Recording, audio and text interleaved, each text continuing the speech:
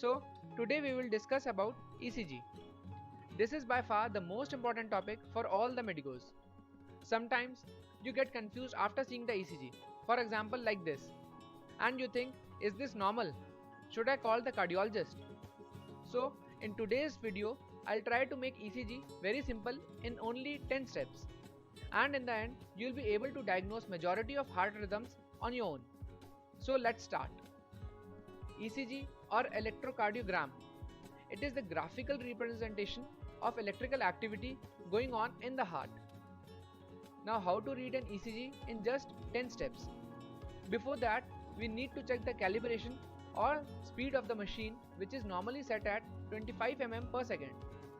In most of the books on ECG, first step is to calculate rate.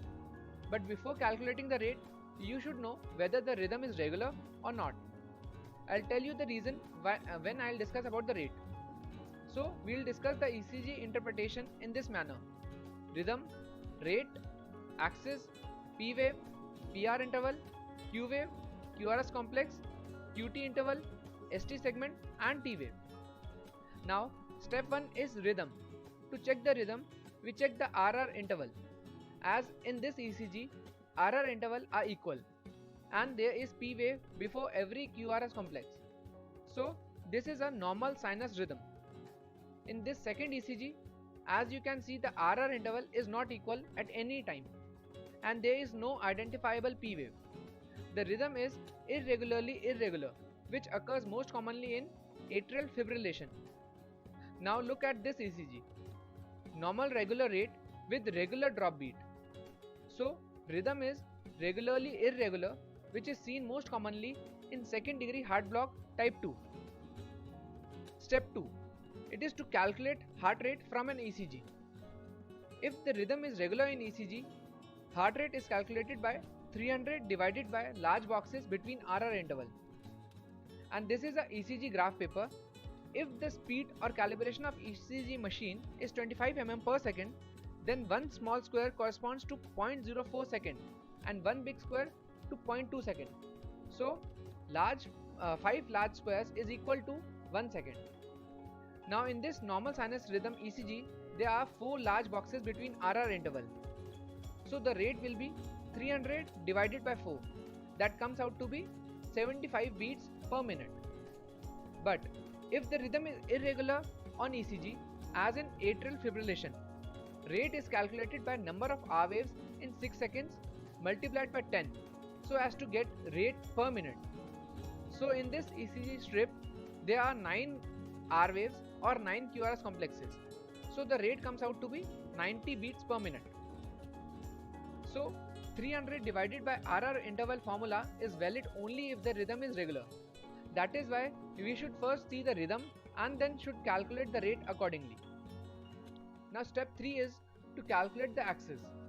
First of all, normal cardiac axis is from -30 to +110 degree. And to know about the axis, we first need to know about the 12 lead ECG. There are 3 bipolar leads, which are lead 1, lead 2 and lead 3. And 3 unipolar leads, which are augmented voltage leads, that is AVR, AVL and AVF. And there are 6 chest leads, which are from V1 to V6. Now to calculate the axis, most commonly we use perpendicular leads, that is lead 1 and AVF. In this ECG, net QRS complex in lead 1 and in AVF are positive. So if we plot these positive deflection on this diagram, we will get a vector in the normal cardiac axis range. So this is a normal axis ECG. And if net QRS is positive in lead 1 and negative in AVF, the net vector will be in left axis deviation range. Lead 2 will also be negative in left axis deviation. And if net QRS is negative in lead 1 and positive in AVF, the net vector will be in right axis deviation range. Now look at this ECG. Net QRS in lead 1 is positive and net QRS is negative in AVF. So this ECG showing left axis deviation or LAD. And you can remember this by a mnemonic left leaves, where net deflection in lead 1 and AVF are in opposite direction or as if they are leaving. Whereas in this ECG, net QRS is negative in lead 1 and positive in AVF. So this is a right axis deviation, and you can remember this by a mnemonic right returns. Step 4 is P wave. So first of all, see whether P wave is present or not. If present, see the morphology. For P wave morphology, we'll look at lead 2 and V1. Height of normal P wave is less than 2.5 mm in limb leads and less than 1.5 mm in precordial leads, and the width should be less than 0.12 seconds. In this ECG, as you can see, in lead 1, P wave are tall and peaked. These are called as P pulmonale, which is seen in right atrial enlargement. And if P waves are bifid or have a notch in between, it is called as P mitral. Remember, M shape for mitral, which is seen in left atrial enlargement. Step 5 is PR interval. It is from the start of P wave to the start of Q wave. That is why some call it as PQ interval. Normally, it is 0.12 to 0.2 seconds, that is 3 to 5 small squares, and it is prolonged in AV blocks. Reduced in WPW syndrome, in which there is an accessory pathway which conducts impulses faster than the normal, producing shorter PR interval. And PR interval is depressed in pericarditis cases. Step 6, it is Q wave. It is called pathological if more than 2 small squares deep and usually indicate current or past MI. As you can see, deep Q waves in inferior leads 2, 3 and AVF. So this is ECG of old inferior wall MI. Step 7 is QRS complex.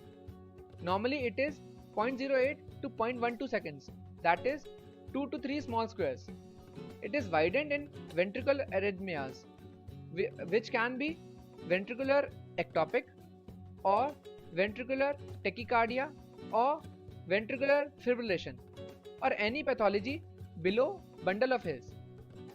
QRS is also widened in bundle branch blocks. In RBBB, there is M pattern in V1 and W pattern in V6. You can remember it with a mnemonic MARROW, where double R is for RBB and M in V1, W in V6. Similarly, you can remember ECG of LBB by a mnemonic William, where W pattern in V1 and M pattern in V6 is present. Step 8, it is QT interval. It is from the start of Q wave to the end of T wave. As a rule of thumb, normal QT is less than half the preceding RR interval. An abnormally prolonged QT is associated with increased risk of ventricular arrhythmias, especially torsade de pointes. Step 9, ST segment. It is the flat isoelectric section of ECG between the end of S wave, that is the J point, and beginning of T wave.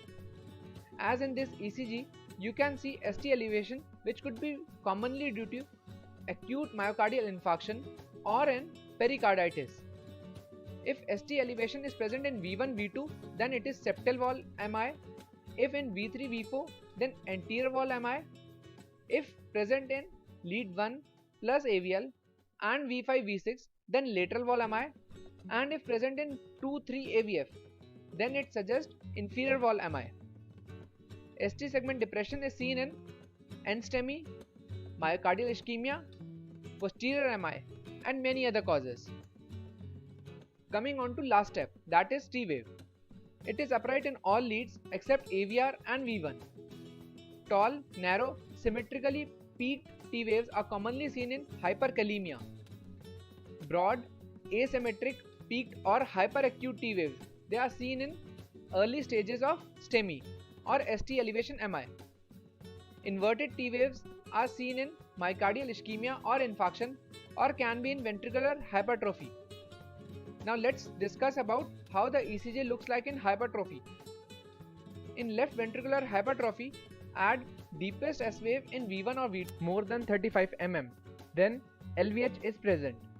Whereas in right ventricular hypertrophy, there will be right axis deviation, R by S ratio more than 1 in V1 and less than 1 or equal to 1 in V5 or V6, and also R wave in V1 is more than 7 mm.